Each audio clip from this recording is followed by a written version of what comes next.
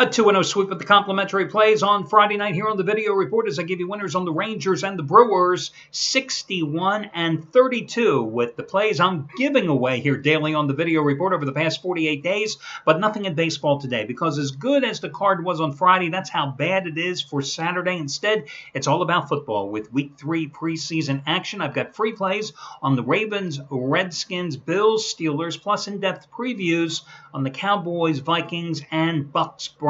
That's all coming up in just a moment. Plus, of course, this being Saturday, you know the deal, guys. Each and every Saturday over the past 4 years, I've given you a money-saving discount coupon code that could potentially save you hundreds of dollars off your total purchase price. And today is no different, but there is one little twist.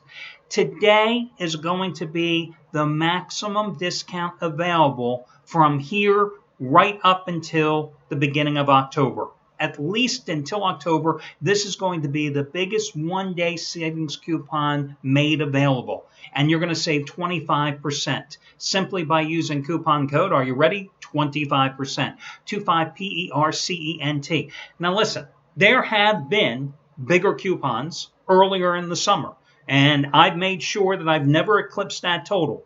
But this is going to be the biggest one going up through the rest of this month and through September to at least October's games. And the reason I'm telling you this is twofold. First of all, I just believe that it's so important to always reward you guys that are like me, the hardcore gamblers that are here day in, day out throughout the dog days of summer.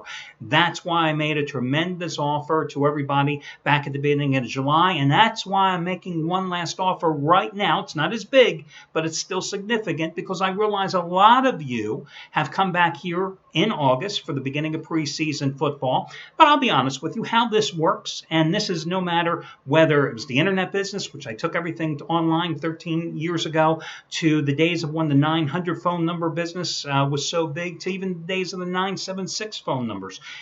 Everybody generally comes back the third week in September, third week of the NFL season. Why the third week? Because the first 2 weeks everybody plays on their own. They generally get hammered, and then they look for professional advice. So realizing that so many of you have come back here in the month of August, I want to give you the opportunity to maximize your savings. The other part of the equation is this. The prices for the packages and the handicappers here at the site are the same today as they were yesterday, as they were last week, as they were last month. That is not going to be the case here shortly. Some of the guys, and it's certainly their right, based on the seasons they've had this year in all sports, based on the seasons they've had last year in football, are going to raise their prices a little bit here. I'm sure they will in the next week or so. So again, this is your opportunity to maximize your savings with the biggest coupon single one-day savings event now through the end of September to beginning of October and before the prices go up. That's why I'm doing it. So again, you save 25% by using coupon code 25%, 25PERCENT. Other major coupons today, half price play of the day, once more Steve Budin, that number one NBA crew. Yes, the NBA crew that went 9-2 with their 50-dime plays in the finals the past 2 years. This week, it's all been about baseball. Hit their first ever 100-dime play in baseball on Wednesday. The Blue Jays 12-4 run line win at Texas. You got it for half price. Yesterday, their second ever 100-dime baseball play. Rode the Blue Jays again, ironically, 5-3, a run line win at home against Detroit. You got it for half price. Today, their 2015 Revenge Route of the Year. It's again the half price play of the day by using coupon code NYC100. NYC100, 23-9 run with 50-dime plays, including Monday's winner with the Cubs 2-1 over Cleveland, and your Thursday winner with the Giants is a 140 run line dog, 9-1 over the Cubbies. You got them all at discount. Today, half price play of the day, third straight 100-dime release. In football, I've got to talk about Shawn Michaels. He is the winningest football handicapper here at the site over the past 5+ years, making $10 bettors over 30 grand. Yesterday, one and only 50-dime preseason game of the year. You got it for $29, and he delivered Kansas City a 6-point chalk, smoking Tennessee 34-10. Today, ups the ante. One and only 75-dime preseason game of the year. It's the last game on the board, the Denver-San Francisco side. You save $65 by using coupon code SEAN, SEAN. 73, 43, and 4 NFL run for Shawn Michaels. All the other discounts, all your other coupons, couple 777 triple plays, including the latest one from Chris Jordan, who's 5-1 this week with those plays. Another winner from Jeff Benton, who cashed in with an $80 discount play last night. All that and more over on the homepage. Before I get to the free plays, a couple of things I want to discuss with you. First of all, earlier in the week, a customer wrote in by the name of David to customer service asking me a question specifically. If the new extra point changes in the NFL would have any bearing or effect on my personal strategy and that of a lot of handicappers here at the site in terms of buying half points on the game. Now, you know, I am a big proponent of buying the half point when that line crosses 3, 4, 7, and sometimes 10. Do it all the time. And I believe that the advantage over the long haul always goes into your favor, okay? But there are some handicappers here, like a guy like Trace Adams, who wouldn't buy a half point if I paid the price and that little extra juice, okay? But, again, you have to realize with the half point buys, this is not made for somebody who's betting 9 games a day. If you're like me and you're focusing on one game and you want to buy that half point, it's a sound financial strategy. I can only tell you it's worked for me for 20 years. But, again, it's like arguing with the wall sometimes. People will just go to the deathbed convinced that it's not the right strategy or it is the right strategy. But what David is asking is in regard to the extra point changes by the NFL. As you know, the extra points now are from 33 yards rather than 20 yards. Has it made a difference in the preseason? Well, in doing my research for the Week 3 preseason games, I can tell you that through 2 weeks of play, kickers had only missed 5 out of 105 point-after attempts. Made 100, missed 5. That percentage was almost as good as kickers kicking from 33 yards last year in regular season play. Not much of a difference, okay? In terms of teams trying for 2-point conversions, well, only 20 of the 32 teams in the league had tried a 2-pointer in the preseason. They were 14 for 31 so far. You know, I look at the numbers and I don't think it has any bearing on whether or not you're buying the half point on the game.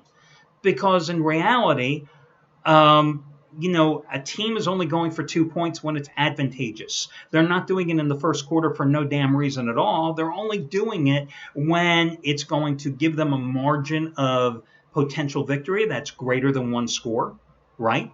If it puts them up 5 points or 4 points instead of up by 3 late in the game, and the other team's going to receive the ball with one last chance, okay? It's going to give them the opportunity to tie a game late or to put themselves in the position to go for an onside kick, trailing only by 3, for example. So the strategy involved of when you're going to go for a 2-pointer doesn't have anything to do, I don't believe, with the strategy involved of buying the half point on the favorite or the underdog, either up or down accordingly.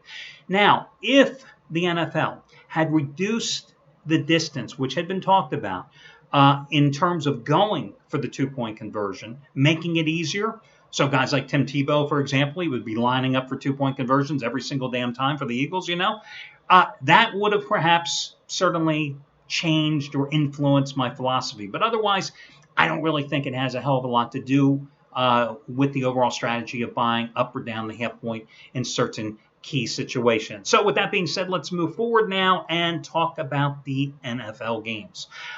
First game, I'm going to give you a free pick here on the Buffalo Bills. Yes, the Buffalo Bills, ladies and gentlemen.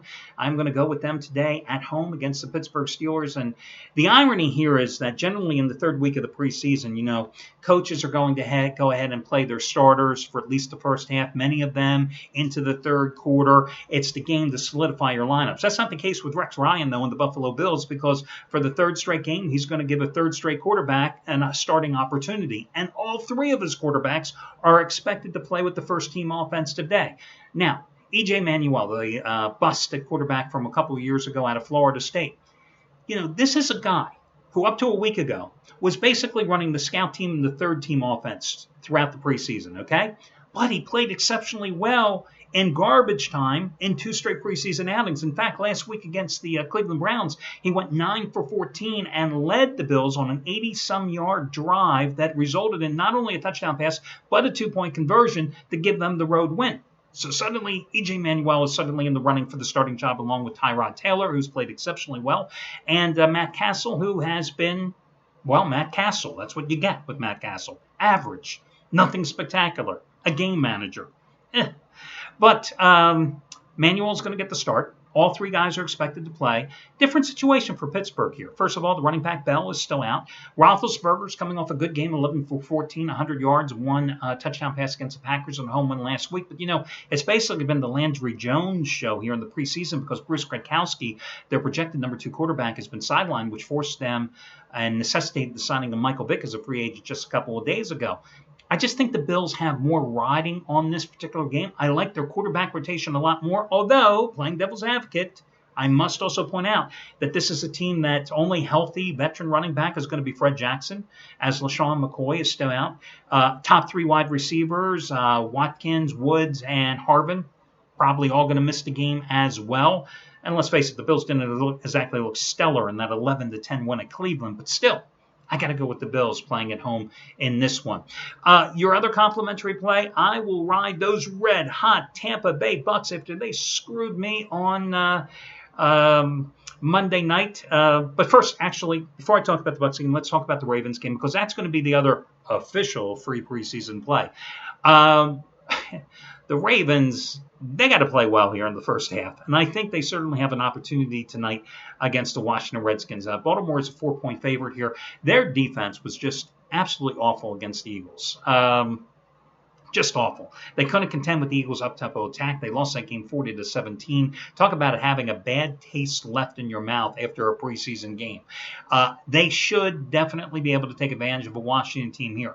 Now, they got to tighten up the run defense. They gave up 238 yards rushing to Philadelphia in that game, and Washington wants to run the ball. Late on Friday, it was announced that RG3 was not going to be playing in this game, so it's going to be the Kirk Cousins and Colt McCoy show. But the Washington offensive line, absolutely awful against Detroit last week. Couldn't open any holes, couldn't provide any pass protection as well, which is one of the reasons that RG3 got beaten up and suffered the concussion in that game. Washington's defensive line is expected has played well, been tough against the run, giving up under 3 yards a carry through the first 2 preseason games. But their secondary is banged up and injury-riddled, so I think Joe Flacco can certainly take advantage of that. Also, one of their top linebackers, Ryan Kerrigan, is going to be sitting out this game just because he's sitting out this game. It's the 3rd preseason game. Who knows? I'm going to go with Baltimore in this game. However, I would go with Baltimore in the first half in this game because after Joe Flacco leaves, Washington has been a great play here in the first 2 weeks of the preseason because of their quarterback depth, because they've been able to massage the point spread with second-half efforts. That's why I used them last week against the Lions, and they came back and got the cover thanks to a late Kirk Cousins score. So I'm going to go with Baltimore in the first half as your other complimentary play along with the Buffalo Bills. Now, let's talk about those Tampa Bay Bucs, who I think earned their first win after 11 consecutive losses, preseason and regular season combined over a 2-year stretch. Hell, they earned their first home win of any type for Lovie Smith with Monday night's win against Cincinnati. But let's face it, the Bucs had some help. Andy Dalton was just dreadful with a couple of interceptions, turnovers, penalties by the Bengals.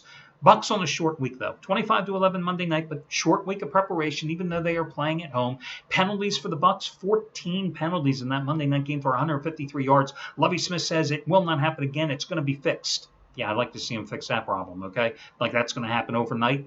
For the Browns, they're going with Josh McCown, the ex-Buck, who was 1 in 10 and 11 starts last year for Tampa Bay. Johnny Manziel out with the sore elbow. That means Thad Lewis is probably going to see the bulk of the game time here. Mike Evans is out with a hamstring pull that he suffered in the Monday night game. Tampa Bay is a 2.5-point favorite. I lean a little toward Tampa in this game, but again, I handicapped the game. I figured I'd pass on the notes for you. Your other your in-depth preview is going to be on the Dallas game against Minnesota. Cowboys starters expected to play about a half in this game. Now listen, their defense was dreadful against San Francisco. Gave up 158 rushing yards. The run defense was awful against San Diego as well. Gave up 135 yards. But that was mainly second, third, and fourth stringers, and those 2 games were on the road. This one, of course, is at home. Adrian Peterson not playing here tonight for the Vikings as they continue to rest him. Hell, he hasn't played in a preseason game since 2011. Why would he be making a cameo appearance tonight? For the Cowboys, Des Bryant, rumor and different reports had that he was going to perhaps see his first action of the preseason, but Jerry Jones said that ain't happening. So Des is not going to play. Jason Garrett says the starters will play a lot, quote unquote, tonight. I don't know what play a lot means, but I'm going to assume it's going to be at least the first half. They're going to get some key contributors back who have not played at all so far in the preseason. Linebacker Sean Lee, defensive tackle Tyrone Crawford, cornerback Morris Claiborne expected to make their debuts. What the Cowboys have to do here is find a running back by committee to replace DeMarco Murray. Lance Dunbar hasn't really seen much action here. Darren McFadden, the ex-Raider, had 3 carries in his debut last week in the loss at San Francisco. Joseph Randall, 7 carries for 30 yards. 2 of those 3 guys, or all 3 of them, somebody has to give the Cowboys some ground support. Tony Romo obviously is going to play here tonight. He made his debut last week against the 49ers in that road loss. For the Vikings, they are 7-0. During Mike Zimmer's tenure in preseason play, 7-0. Their starters are expected to play the first half. They've got a great quarterback play. It's why I used them as a 15-dime best bet last Saturday in the first half in their home win against Oakland. As Teddy Bridgewater has completed 78.6% of his passes, and veteran Sean Hill, a little over 73% of his passes. Now, when Romo sits, here's the deal. Brandon Weeden, who they got to be his veteran backup, he's injured. He's expected to miss this game. Again, this would be a game that I think is very hard to forecast. If you're going to take Dallas, I think you would probably take them in the first half. If you're going to play the game, I would probably take Minnesota because of their quarterback depth and the way their offense is produced in the second half of games. So 2 ways to play it, but to be honest with you, it's not a game that I would want to play in either situation. So your free plays again, the Ravens in the first half at home against the Redskins, and the Bills minus the 2.5 to 3 points against the Steelers. A little bit of a lean toward, again, Cowboys in the first half or the Vikings straight up in the game, and probably the Tampa Bay Buccaneers as well. But those are just my opinions. I wish you well, guys, and we do this one more time on Sunday, so I'll catch you then.